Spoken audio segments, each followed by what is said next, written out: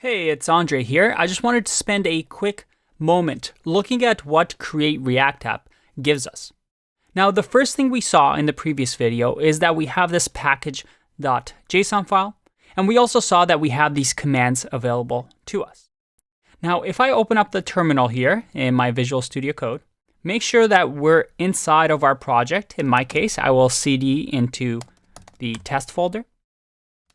And for some of you, maybe when you ran yarn start, nothing happened.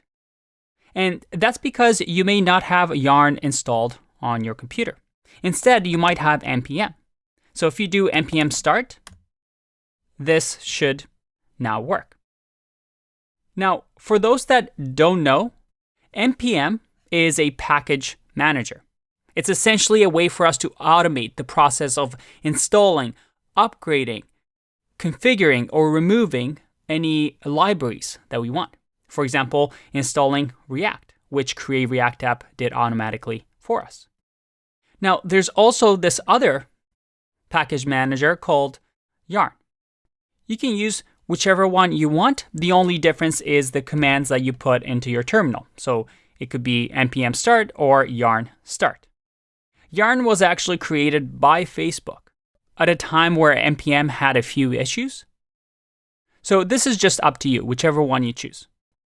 Now, one thing you notice here is that I've successfully started my app, but it didn't show up on my browser. Sometimes that could happen, so all you have to do in that case is just go to localhost 3000, and you'll see that your app is now here.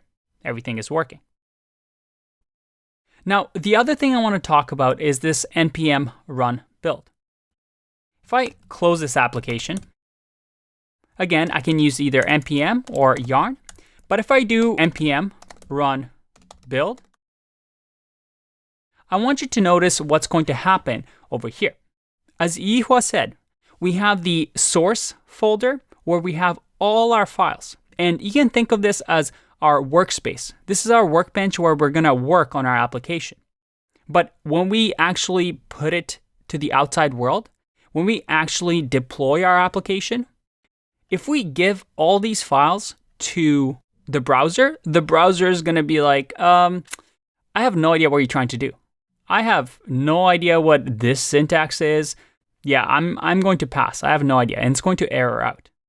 Instead, by running npm run build, I want you to notice what's going to happen to the public folder.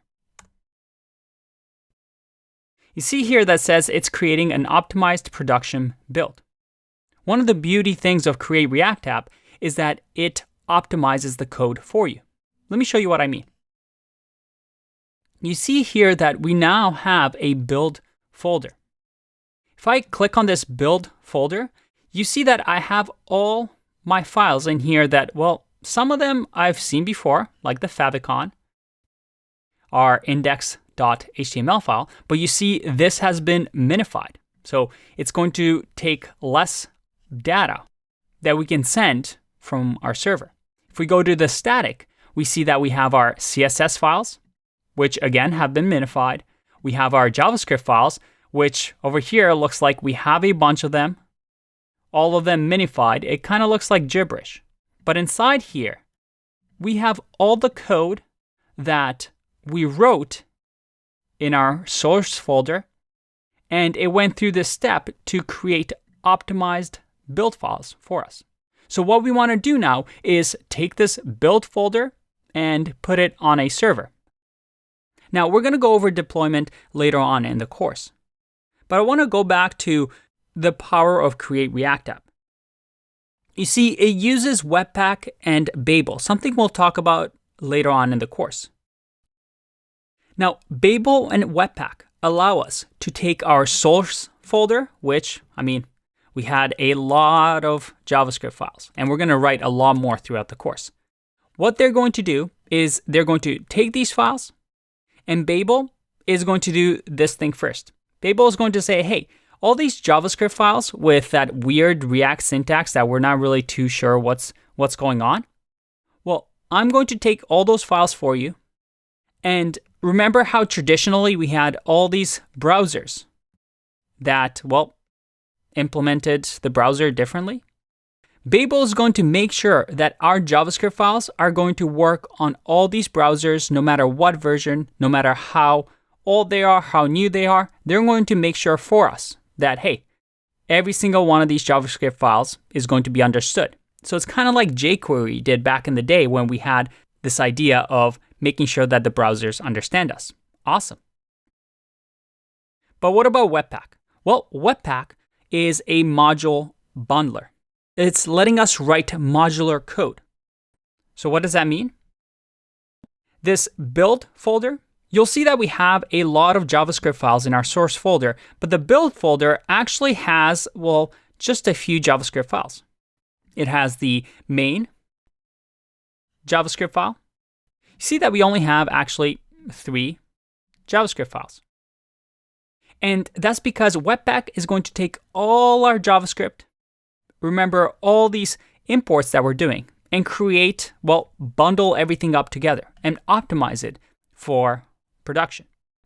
Now, you don't need to understand this whole process because the beauty is that React has a dedicated team of developers, really, really smart developers that implements this behind the scenes for you.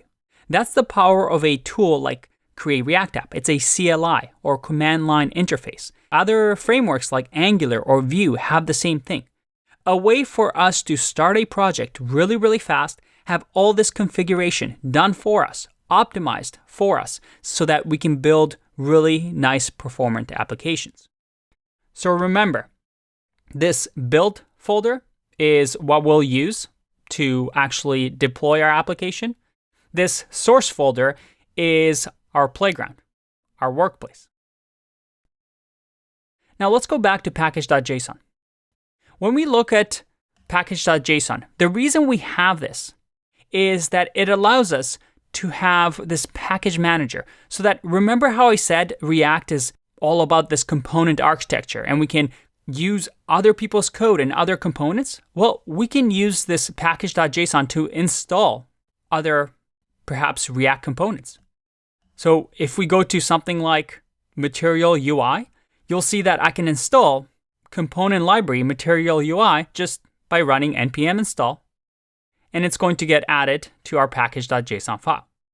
We're going to be exploring Create React App and other parts of this application throughout the course. But the last thing I want to touch on is what React is actually doing underneath the hood. If we go to the public folder and go to index.html, we have all this pre-set up code for us. But the key thing is that when we look at the body tag, the only thing we have is this div ID of root. Now, this is where we're going to inject our React application. But at the end of the day, all we're doing is just replacing whatever is here with a React application. But that doesn't mean that I can't keep just coding along and building something else like a hello HTML tag. If I save this and run npm start, if I go back to my app over here and I scroll down, you'll see that, look at that, I've added hello. So my app is part React, part HTML. Very, very cool. So React is something that we can inject even into parts of our application. If I right click here and do inspect and go to the Elements tab, you'll see that this application is, well, div ID of root, and then we have this app inside of here that is just HTML tags. If I open up my React developer tools, once again, you'll see that the developer tools actually just notices our React app. And it has this app component that it's created for us. But at the end of the day, it's the same thing as the HTML we see here. Finally, if we go to app.js, we'll notice that we are importing React. And if we go to index.js, we have something called React DOM. Now, moving forward, I want you to think of these two libraries are just doing these things.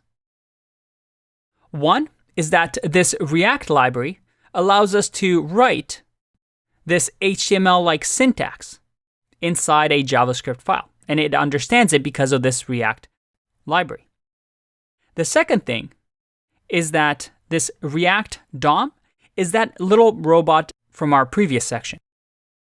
Remember this little guy that actually interacts with the DOM? That's the React DOM. That's the little robot that can be replaced with, well, different robots. Maybe the one that interacts with a mobile phone or a desktop. This is the React package. It allows us to write JSX and build components and build that virtual DOM. And the React DOM is this little robot that actually interacts with the DOM. So if we go to the code, you see that React DOM render allows us to grab an element from HTML and insert app into it. That's all it's doing. All right, that's enough for now. Let's keep going in the next video.